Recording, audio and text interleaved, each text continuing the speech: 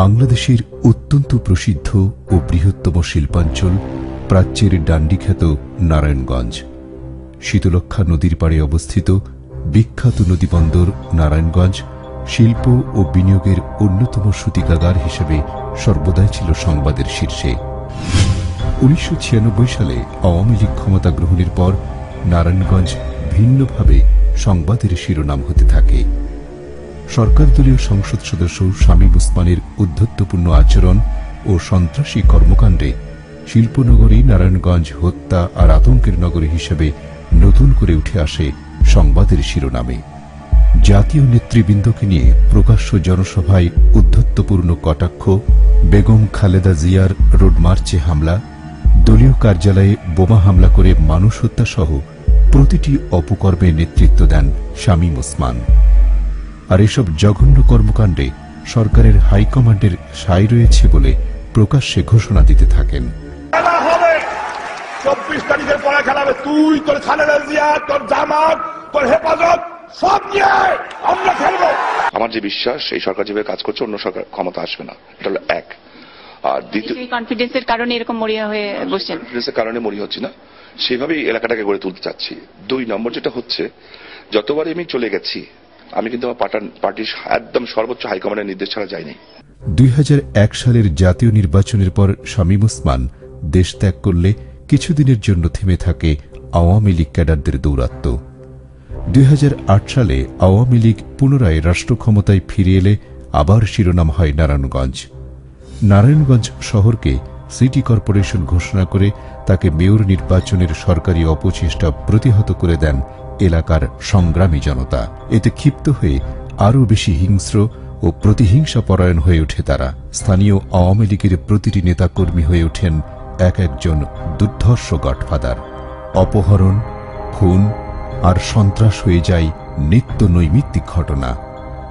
আইন ও সালিশ কেন্দ্র থেকে প্রাপ্ত তথ্যে দেখা যায় এ জেলায় অপহরণ, গুম ও হত্যাকাণ্ডের শিকার হয় 2010 সালে 46 জন, 2011 সালে 59 জন, 2012 সালে 56 জন এবং 2013 সালে 68 জন। এসব অপকর্মে প্রত্যক্ষ ও পরোক্ষভাবে যোগ দেয় জনগণের জানমাল রক্ষার দায়িত্বে নিয়োজিত আইন শৃঙ্খলা বাহিনী ও প্রশাসনের একটি অংশ।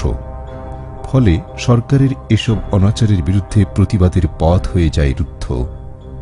বিক্ষুব্ধ জনতার মিছিল সমাবেশে আইন শৃঙ্খলা বাহিনী কর্তৃক চালানো হয় গুলি আর নৃশংসতা। ঘরে থাকলে অপহরণ আর রাস্তায় বের হলে গুলি, এটাই হয়ে যায় নিপীড়িত নারায়ণগঞ্জবাসীর ভবিতব্য। জননিরাপত্তা হয়ে পড়ে সম্পূর্ণ অকার্যকর। সরকার দলীয় ক্যাডারদের এই হিংস্রতায় জীবন দিতে হয় 13 বছরের শিশু তানভীর মোহাম্মদ ত্বকীকে। 2013 সালের 8 মার্চ অপহরণের পর তাকে নির্মমভাবে হত্যা করা হলেও সরকার ও প্রশাসনের নির্লিপ্ততায় হত্যাকাণ্ডের বিচার দুরাশায় পর্যবসিত হয়। এসব পাশবিক ঘটনার জন্য এলাকার জনগণ বারবার একটি বিশেষ দল ও পরিবারকে দায়ী করলেও প্রশাসন তাতে কর্ণপাত করেনি।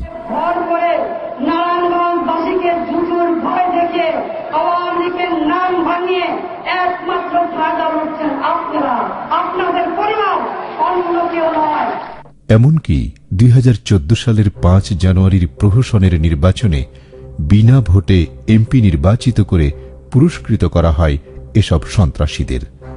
আর বিতর্কিত এই নির্বাচন অনুষ্ঠানে শিখণ্ডী হিসেবে ব্যবহার করা হয় দেশের মানুষের গর্বের ধন র্যাব এবং পুলিশ বাহিনীকে।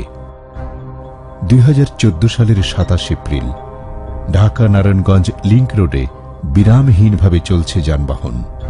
হঠাৎ দিন দুপুরে এই ব্যস্ত রাস্তা থেকে উধাও হয়ে গেল 2টি গাড়ি সহ 7 জন মানুষ। এক গাড়িতে নারায়ণগঞ্জ সিটি কর্পোরেশনের কাউন্সিলর ও প্যানেল মেয়র নজরুল ইসলাম সহ 5 জন। আরেক গাড়িতে সুপ্রিম কোর্টের আইনজীবী চন্দন কুমার ও তাঁর গাড়ি চালক। পরে 2টি গাড়ি পরিত্যক্ত অবস্থায় মিললেও লোকগুলোর খোঁজ মেলেনি। ঘটনার 3 দিন পর ভেসে উঠল হতভাগা 7 জনের লাশ। প্রতিবাদে উত্তাল হল দেশ। অপরাধের সাথে সংশ্লিষ্টতা সত্ত্বেও সরকারের মন্ত্রী মোফাজ্জল হোসেন চৌধুরী মায়ার জামাতা সাইদি তারেক সহ 3 র্যাব কর্মকর্তাকে শুধুমাত্র চাকরুচ্যুতির মাধ্যমে দায় সারানোর চেষ্টা করা হয়। নৃশংস এই 7 খুন মামলার প্রধান আসামি সিদ্ধিরগঞ্জ থানা আওয়ামী লীগের সহসভাপতি, এলাকার চিহ্নিত সন্ত্রাসী নূর হোসেন। বিগত সময়ে যাকে নারায়ণগঞ্জ জেলা পরিষদের প্রশাসক করার জন্য প্রধানমন্ত্রীর প্রভাবশালী উপদেষ্টা এইচ.টি. ইমাম স্বাক্ষরিত চিঠিতে অনুরোধ করা হয়েছিল। শুধু তাই নয়, 2007 সালে ইন্টারপোল কর্তৃক নূর হোসেনের বিরুদ্ধে হুলিয়া জারি করা হলেও জনাব এইচ.টি. ইমামের প্রচেষ্টায় তাকে দায়মুক্তি দেয়া হয়। এভাবেই সরকারের প্রত্যক্ষ ছত্রছায়ায় শামীম উসমান আর নূর হোসেনের মতো আওয়ামী ক্যাডারদের দৌরাত্ম্যে মৃত্যুপুরীতে পরিণত হয় শিল্পনগরী নারায়ণগঞ্জ। ভাই ফাউন্টেন ভাই ভাই ভাই ভাই আমার কোনো বদ নেই ভাই, আমি লেখাপড়া করে নিয়ে আমার অনেক ভুল আছে ভাই। ভাই আমি লেখাপড়া করে নিয়ে আমার অনেক ভুল আছে ভাই, আপনি আমার বাপ লাগেন ভাই, আপনি আমি অনেক ভালোবাসি ভাই। খবরটা পাঠিয়েছিলাম না, পাইছিলাম ভাই আপনার অনেক ভালোবাসি ভাই, আমার পুরানা শুধু মরে যাবো ভাই, আমার কাম যখন মিলে ভাই। সময় দাও একটু ভাই আপনার বাপ লাগেন ভাই, জীবন আপনার দিয়ে দেবো ভাই, আমি আপনার অনেক ভালোবাসি ভাই। তুমি এত চিন্তা করো না, সময় দাও। আর তুমি বলে একটু গৌরদার দেখা করে আসো না ভাই, আমার দিন জ্বর রোজ দেখে দেবেন। এখনো কোনো সমস্যা হবে না। কোন জায়গায় ইয়ে নাই, সিল নাই? আছে আছে আছে, ঠিক আছে, সব জায়গায় বললে না কিছু নেই, হ্যাঁ মনে হয় না। ভাই চলে তুমি খবর নেন না ভাই, আমি কাউকে ফোন দিই।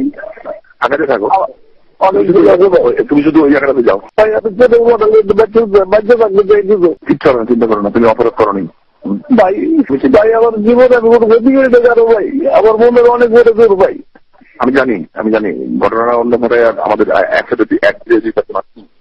তুমি ইয়ে করো, আমি আমার একটা ফোন নাম্বার দিব, তোমার যোগাযোগ করুন, ঠিক আছে? আমার নতুন। জি ভাই। আচ্ছা রাখো। ভাই ভাই জি ভাই ভাই।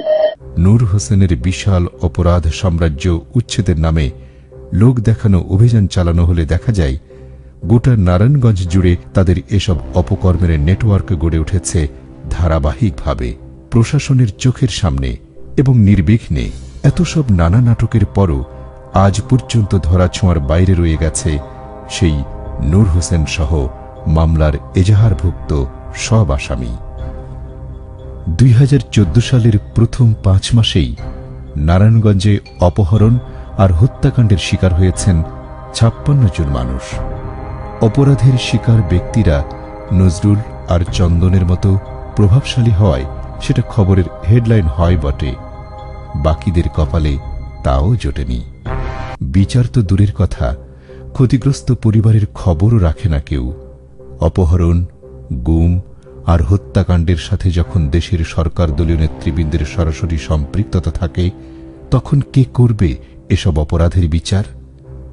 এভাবে নারায়ণগঞ্জের পথ ধরেই কি একসময় হেডলাইন হয়ে যাবে পুরো বাংলাদেশ?